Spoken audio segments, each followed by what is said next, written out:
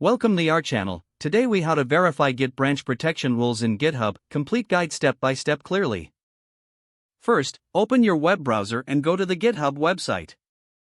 Log in to your GitHub account. Once logged in, navigate to the repository you want to check.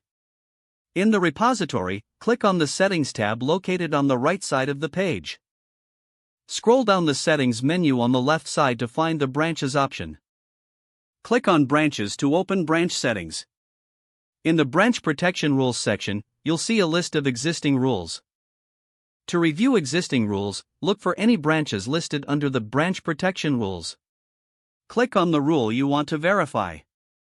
Here, you can see the details of the protection rule. Each rule will display the various protection features that have been established. Pay attention to require pull request reviews before merging. This option ensures that specific team members review changes before they are merged. Next, check the Require Status Checks to Pass Before Merging option. This ensures that your branch passes all defined status checks. You can also verify the Include Administrators setting. This setting applies the same rules to administrators as it does to other contributors. Take note of any rules that require signed commits.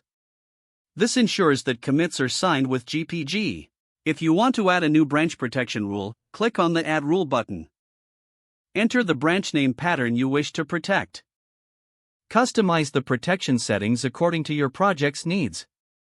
When finished, click Create to establish the new rule.